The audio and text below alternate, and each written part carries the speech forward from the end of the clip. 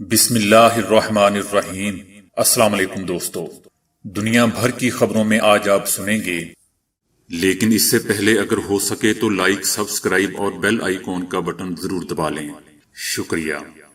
وزیر اعظم عمران خان کے الزام پر الیکشن کمیشن کا خصوصی اجلاس۔ بھارتی کسانوں کے احتجاج کو 100 دن مکمل۔ میگن کی برطانوی شاہی خاندان پر الزامات کی بارش۔ ایران کو امریکہ کی پابندیوں سے $200 ارب کا نقصان۔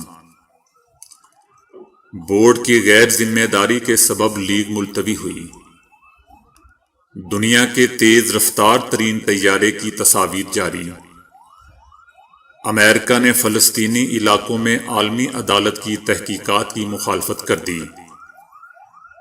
ترکی کا امریکہ سے ایران پر عائد پابندیاں ختم کرنے کا مطالبہ۔ دنیا بھر میں لوگ کتنا کھانا ضائع کرتے ہیں۔ اسپین میں بے روزگاری اور غربت میں اضافہ۔ ہفتے کے کس روز دل کا دورہ پڑنے کا امکان زیادہ ہوتا ہے؟ تو آئیے چلتے ہیں اب خبروں کی تفصیل کی جانب۔ پاکستان الیکشن کمیشن نے وزیر اعظم کے الزامات پر رد عمل دیتے ہوئے کہا کہ ہم کسی کی خوشنودی کی خاطر آئین اور قانون کو نظر انداز نہیں کر سکتے اور نہ ہی ترمیم کر سکتے ہیں، لہٰذا ہمیں کام کرنے دیں اور کیچڑ نہ اچھالیں۔ الیکشن کمیشن اور پاکستان کی جانب سے وزیر اعظم عمران خان کے بیان پر خصوصی اجلاس کے بعد الیکشن کمیشن نے اعلامیہ جاری کیا، جس میں کہا گیا کہ سینٹ کے الیکشن آئین اور قانون کے مطابق کروانے پر ہم خدا تعالیٰ کے شکر گزار ہیں کہ وہ خوش اسلوبی سے اختتام پذیر ہوئے۔ وزیر اعظم کا بیان سن کر دکھ ہوا۔ اعلامیہ میں کہا گیا کہ الیکشن رزلٹ کے بعد میڈیا کے ذریعے جو خیالات ہمارے مشاہدے میں آئے ان کو سن کر دکھ ہوا، خصوصی طور پر وفاقی کابینہ کے چند ارکان اور بالخصوص جناب وزیر اعظم پاکستان پر۔ کسی کو اعتراض ہے تو آئینی راستہ اختیار کرے اور ہمیں آزادانہ طور پر کام کرنے دیں۔ ہم کسی بھی دباؤ میں نہ آئے ہیں، نہ ہی انشاءاللہ آئیں گے۔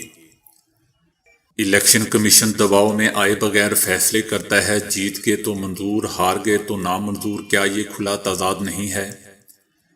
یہ حیران کن بات ہے کہ ایک ہی روز ایک ہی چھت کے نیچے ایک ہی الیکٹرول میں ایک ہی عملے کی موجودگی میں جو ہار گئے وہ نامنظور، جو جیت گئے وہ منظور۔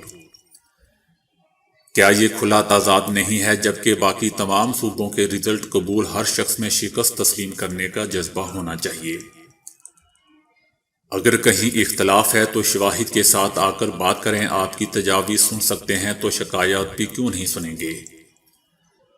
لہٰذا ہمیں کام کرنے دیں، ملکی اداروں پر کیچڑ نہ اچھالیں، کچھ تو احساس کریں۔ دوستو، وزیر اعظم عمران خان نے قوم سے خطاب میں الیکشن کمیشن پر جمہوریت کو نقصان پہنچانے کا بیان دیا تھا، جس پر الیکشن کمیشن آف پاکستان میں وزیر اعظم کے الیکشن کمیشن سے متعلق بیان پر خصوصی اجلاس ہوا، جس میں الیکشن کمیشن ارکان سیکرٹری شریک تھے۔ بھارتی کسانوں کے احتجاج کو 100 دن مکمل ہو گئے ہیں۔ دہلی کے دھرنوں میں مستقل رہنے کی تیاریاں کر لی گئی ہیں۔ مودی سرکار نے دلی کے دھرنوں میں مظاہرین کے لیے پانی کی سپلائی روکنے کا عمل شروع کر رکھا ہے۔ کاشتکاروں نے اپنے واٹر پمپ لگا لیے ہیں۔ کسان رہنما راکیش نے کہا ہے کہ لڑائی لمبی چلے گی، سرکار سے بات چیت کا کوئی امکان نہیں۔ مودی سرکار پر کسانوں کا دوستو غصہ بجا ہے۔ انہیں سردی، گرمی اور بارشوں میں رکھا گیا۔ سنگھو بارڈر پر لکڑی کی جگہ لوہے کے راڈ لگانے شروع کر دیے گئے ہیں۔ گرمی سے بچنے کے انتظامات کیے جا رہے ہیں، پنکھے اور اے سی لگائے جا رہے ہیں۔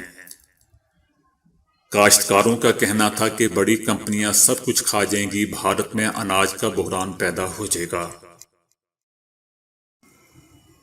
برطانیہ سے روٹ کر اپنے شوہر شہزادہ ہیری کے ہمراہ امریکہ منتقل ہونے والی میگن نے الزام عائد کیا ہے کہ ان کے سسر شہزادہ چارلس، ساس پارکر اور بھابھی کیٹ گھر کی باتیں میڈیا میں پھوڑتے تھے۔ خیال رہے دوستوں کہ چند روز قبل شہزادہ ہیری نے بھی ایک انٹرویو کے دوران برطانوی میڈیا کو گھٹیا قرار دیتے ہوئے کہا تھا کہ برطانوی میڈیا مجھے ذہنی مریض بنانا چاہتا تھا۔ ایران کو 2018 میں امریکہ کے سابق صدر ٹرمپ کی انتظامیہ کی عائد کردہ دوبارہ پابندیوں کے بعد سے $200 ارب کا نقصان پہنچ چکا ہے۔ ایرانی صدر حسن روحانی نے ایک نشری تقریر میں ملکی معیشت کو امریکی پابندیوں سے پہنچنے والے نقصان کا یہ تخمینہ ظاہر کیا۔ انہوں نے کہا کہ اگر امریکہ کی نئی انتظامیہ سابق انتظامیہ کی غلطیوں کا ازالہ کرنا چاہتی ہے تو ہم نے اس کے لیے راستہ صاف کر دیا ہے۔ انہوں نے کہا کہ بعض دوست یہ کہہ رہے ہیں کہ امریکہ کو پہلے ایرانی قوم کو پہنچنے والے نقصان کا ازالہ کرنا چاہیے۔ اس مالی نقصان کا حجم $200 ارب سے زیادہ ہے، لیکن ہم یہ کہہ چکے ہیں کہ ہم ان نقصانات کے دعوے کو اگلے مرحلے کے لیے اٹھا رکھتے ہیں۔ انہیں پہلے پابندیاں ہٹانے کے لیے اپنی غیر سگالی ظاہر کرنی چاہیے اور اپنی ذمہ داریوں کو پورا کرنا چاہیے۔ امریکہ کے نئے صدر جو بائیڈن کی انتظامیہ ایران کے ساتھ طے شدہ جوہری سمجھوتے میں دوبارہ شمولیت پر اپنی آمادگی کا اظہار کر چکی ہے، لیکن اس نے یہ شرط عائد کر رکھی ہے کہ ایران اس سے پہلے سمجھوتے کے تمام تقاضوں کو پورا کرے اور مقررہ حد سے زیادہ یورینیم افزودگی کی تمام سرگرمیاں معطل کرے۔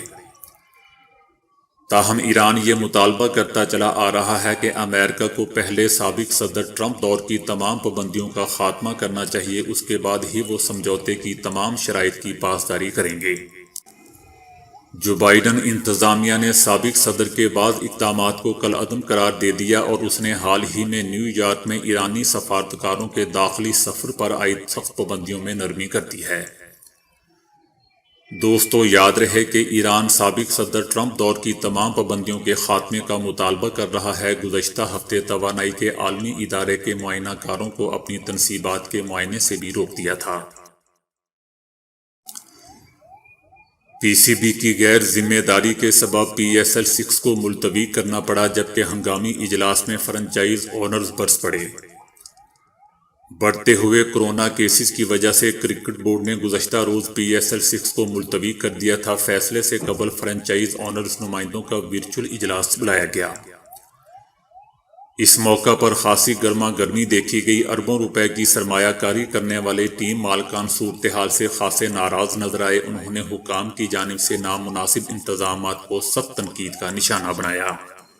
ایک اونر نے کہا کہ گانے کی تیاری اور ہمیں بتائے بغیر ترکی میں ویڈیو شوٹ پر خوب پیسہ خرچ کر دیا گیا، مگر اہم معاملات پر توجہ نہ دی۔ اب دکھاؤ گرو اپنا۔ ٹیم ہوٹل میں شادی کی تقریبات ہوتی رہیں، مگر حکام نے کوئی نوٹس نہ لیا۔ پورا ہوٹل بک کرا لیتے تو یہ دن نہ دیکھنا پڑتا۔ ایک اونر نے کہا کہ ہم نے نومبر میں ہی تجویز دی تھی کہ ایونٹس دبئی میں کرا لیتے ہیں، مگر کسی نے بات نہ مانی۔ ہوٹل میں لفٹ کے بارے میں کہا گیا کہ یہ ٹیموں کے لیے مختص ہے، مگر انہیں دیگر افراد بھی استعمال کرتے رہے۔ کچن کے بارے میں بھی نہیں پتا تھا کہ شیف اور دیگر اسٹاف حفاظتی اقدامات اپنا رہے تھے یا نہیں۔ اونر خاصے غصے میں تھے اور ان کی باتیں پی سی بی کے CEO وسیم خان اور دیگر خاموشی سے سنتے رہے۔ انہوں نے بورڈ کی غلطیوں کا اعتراف بھی کر لیا، مگر حیران کن طور پر بعد میں میڈیا کے سامنے فرنچائزر پر کوتاہی برتنے کا الزام لگا دیا۔ فرنچائزر اور بورڈ کے درمیان اب دوبارہ بڑا تنازعہ ہو سکتا ہے۔ مالکان کو لگتا ہے کہ ان سے فیس لینے کے لیے اجرت میں ٹورنامنٹ شیڈول کیا گیا، اب ان کے پیسے پھنس گئے ہیں۔ ایونٹس کے لیے اگلی ونڈو ملنا آسان نظر نہیں آ رہا، لہذا فیس کی واپسی ہونی چاہیے۔ فوری طور پر بورڈ فیس واپس کرنے کو تیار نہیں ہوگا اور اگلے چند ماہ نئی تاریخوں کی تلاش کا جواب دے کر معاملے کو ٹالا جائے گا۔ فرنچائز اونرز پہلے ہی عدالت جا چکے ہیں، آئندہ معاملات ایک بار پھر بگڑ سکتے ہیں۔ امریکی کمپنی کے super sonic jet spice X 512 کی تصویریں جاری کر دی گئی ہیں۔ سپر سونک جیٹ لگژری سہولیات سے مزین ہے، جس میں کشادہ کیبن میں 18 آرام دہ سیٹیں ہوں گی جو بیڈ اور کانفرنس ایریا میں بھی تبدیل ہو سکیں گی۔ طیارے میں کھڑکیوں کی جگہ بڑی بڑی سکرینز نصب کی گئی ہیں۔ یہ سپر سونک جیٹ 1354 میل فی گھنٹے کی رفتار سے لندن سے نیو یارک کا فاصلہ صرف 1.5 گھنٹے میں طے کر لے گا۔ اس طیارے کی قیمت $100 ملین ہے۔ امریکہ نے فلسطینی علاقوں میں جنگی جرائم کی تحقیقات کی مخالفت کر دی ہے۔ امریکی وزیر خارجہ نے ایک بیان میں کہا ہے کہ انہیں عالمی عدالت کے فلسطینی علاقوں میں اسرائیل پر تحقیقات کے اعلان پر مایوسی ہوئی ہے۔ ان کا کہنا تھا کہ عالمی عدالت کو فلسطینی علاقوں میں اسرائیلی ریاست کے خلاف جرائم کی تحقیقات کا مینڈیٹ حاصل نہیں ہے کیونکہ اسرائیل عالمی عدالت کا رکن نہیں ہے۔ انہوں نے مزید کہا کہ موجودہ حالات میں فلسطینی عالمی عدالت کی رکنیت کے اہل نہیں ہیں۔ ترک صدر رجب طیب اردوان نے امریکہ پر ایران کے ساتھ 2015 کے معاہدے کی بحالی کا مطالبہ کیا ہے۔ ترکی کے صدر رجب طیب اردوان نے کہا کہ امریکہ پروگرام کے باعث ایران پر عائد کی گئی پابندیاں ختم کرے۔ امریکہ اور ایران دونوں ہی کی جانب سے معاہدے کی بحالی کے لیے مذاکرات میں دوسری جانب سے پہل کرنے پر زور دیا جا رہا ہے۔ گزشتہ ماہ اردوان نے ایرانی صدر حسن روحانی سے ٹیلی فونک رابطے میں کہا تھا کہ وہ امریکہ اور ایران کے مابین گفتگو میں پیش رفت کا امکان دیکھ رہے ہیں اور چاہتے ہیں کہ امریکہ ایران پر عائد پابندیاں ختم کرے۔ اکثر ریسٹورنٹس میں آنے والے لوگ بہت زیادہ کھانا آرڈر کرنے کے بعد اسے بچا دیتے ہیں اور یہ کھانا عموماً ضائع ہو جاتا ہے۔ ریسٹورنٹس کے علاوہ بھی ہمارے اپنے گھروں میں کھانا بچ جاتا ہے اور ہم اسے پھینک دیتے ہیں۔ اسی طرح اگر ہم روزانہ ضائع ہونے والے کھانے کا جائزہ لیں تو یہ سن کر حیران رہ جائیں گے کہ اگر یہ کسی شخص کے پیٹ میں چلا جائے تو اس سے کتنے لوگوں کی بھوک ختم ہو سکتی ہے۔ حال ہی میں اقوام متحدہ کی جانب سے کھانا ضائع کرنے کے حوالے سے ایک تازہ ترین رپورٹ پیش کی گئی ہے۔ اقوام متحدہ کے اعداد و شمار کے مطابق دنیا بھر میں لوگ سالانہ 1 ارب ٹن کھانا ضائع کرتے ہیں۔ گھروں میں مجموعی طور پر سالانہ اوسطاً 74 کلو کھانا ضائع کیا جاتا ہے۔ دوسری جانب ریسٹورنٹس اور دکانوں سے پھینکے جانے والے کھانے کی شرح 17% ہے، جبکہ دنیا بھر میں 1/3 خوراک کھائی ہی نہیں جاتی۔ اسپین میں مکانات کے کرایوں، غربت میں اضافے اور کورونا کی وجہ سے ہونے والی بے روزگاری کی وجہ سے لوگ دکانوں میں رہنے پر مجبور ہو چکے ہیں، جس کا اندازہ اس امر سے لگایا جا سکتا ہے کہ 5 سالوں میں سٹی کونسل بارسلونا نے 805 دکانوں کو رہائش کے لیے استعمال کرنے کے لائسنس جاری کیے ہیں۔ دوستو، ہارٹ اٹیک موت کے چند بڑے اسباب میں سے ایک ہے، مگر کیا آپ جانتے ہیں کہ ہفتے کا وہ کون سا دن ہے جس روز لوگوں کو سب سے زیادہ ہارٹ اٹیک آتا ہے؟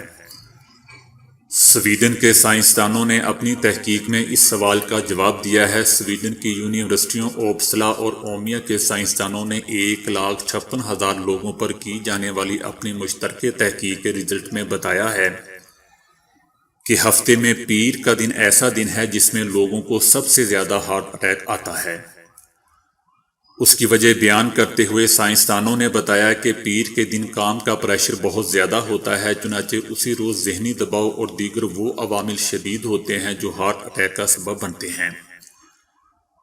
تحقیق میں سائنسدانوں نے بتایا ہے کہ پیر کے دن کے علاوہ کھیلوں کے عالمی مقابلے، زلزلے اور دیگر اسی نوع کے عوامل بھی ہارٹ اٹیک میں اضافے کا سبب بنتے ہیں، کیونکہ ان سے بھی لوگوں میں ذہنی دباؤ کا لیول بہت ہی زیادہ بڑھ جاتا ہے۔